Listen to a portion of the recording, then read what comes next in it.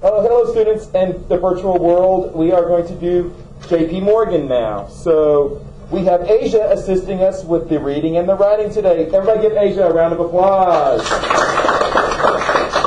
Okay, so here we go. Please pay attention at home. Here we go.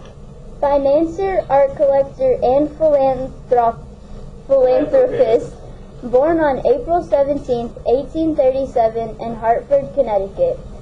John Pierpont Morgan was the son of a banker and went into the family business. Morgan eventually became one of the most famous financiers in the history of business.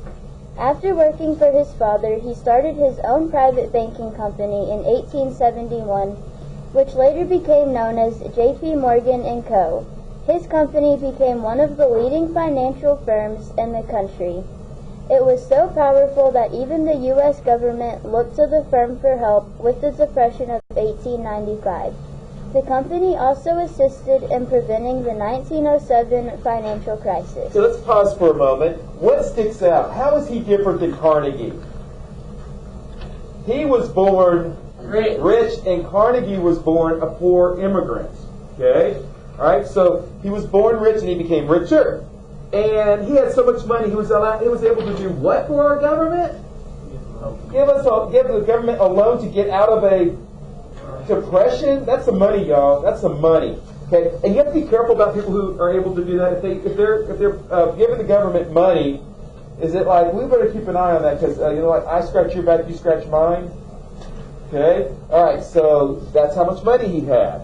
Okay. So go ahead and put that he was born rich, but then go ahead and put that he was loaned the government. Make sure you can see it under the camera, and that he was able to. He loaned the government money to help financial crisis.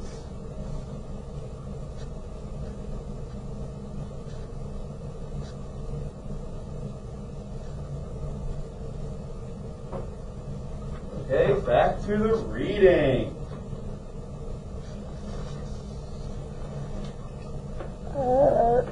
During his career, J.P. Morgan's wealth, power, and influence attracted a lot of media and government examination. During the late 1800s and even after the turn of the century, much of the country's industries were in the hands of a few powerful business leaders, especially Morgan. He was criticized for creating monopolies and making it difficult for any business to compete against his. Morgan dominated two industries in particular. He helped consolidate railroad industry in the East and formed the United States Steel Corporation in 1901. U.S. Steel became the world's largest manufacturer of steel, a crucial material in the extensive growth of the nation. Okay, so Morgan was a banker, but he monopolized which two industries with his money? The monopoly? Yeah, which two industries?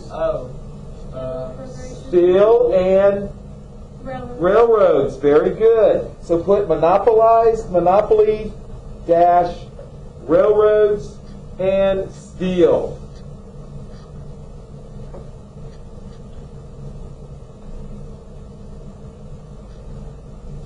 Now we can't forget to put he bought the steel industry and monopolized it from who?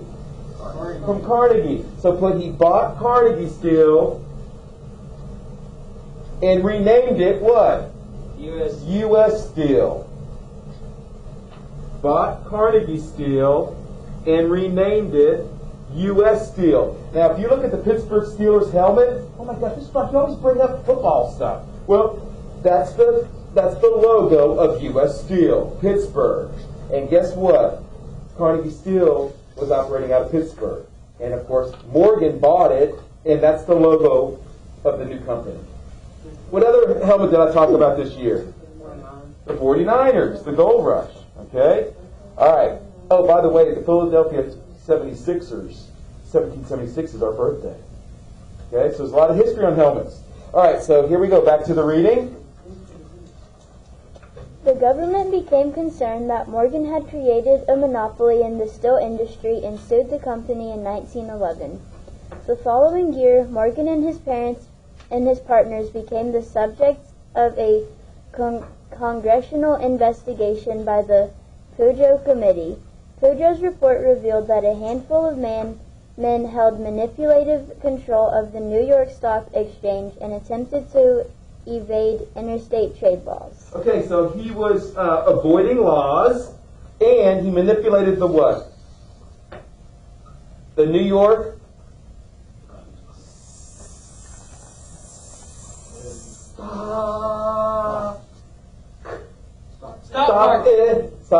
stock exchange. So he had so much power that he was manipulating the New York Stock Exchange.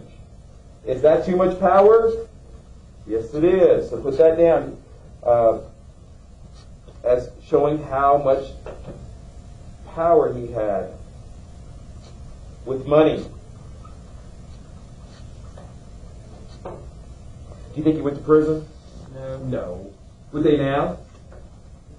Yeah, Martha Stewart went to prison. You know the lady that makes cupcakes on TV?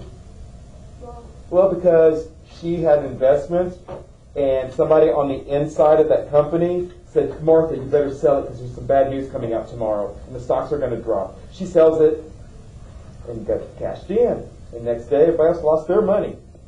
That's illegal. That's insider trading. So, yeah, so you don't want to mess around with that stuff. You get caught, you're going to prison now. But someone like him, did he go to prison? No. Okay, let's go ahead and wrap it up and make sure you can see it on the screen, okay? So you might have to do it like this. And hold it. Okay, all right, here we go. Make sure it's on there. There we go. Morgan's first marriage to Amelia Sturgis was brief. Oh. Morgan had many interests beyond the world of banking. He enjoyed sailing and participated in a number of America's Cup yacht races. He was an ardent art collector, creating one of the most significant collections of his time. He later donated his art collection to the Metropolitan Museum of Art and his collection of written books to the Morgan Library, both in New York City. Okay, just going to finish it off.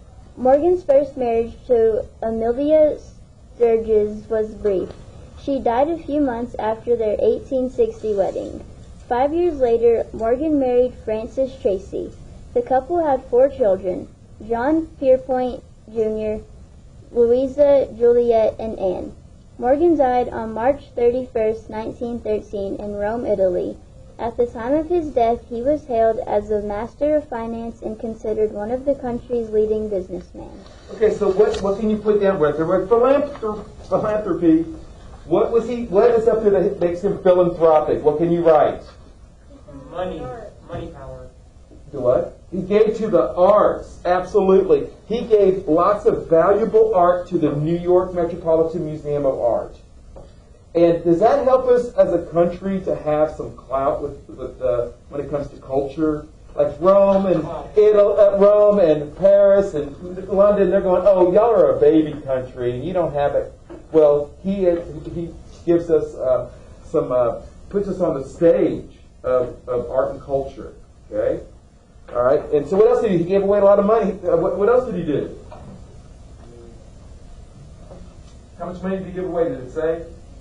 I don't know. A couple million. So, but what else did he do? He donated what?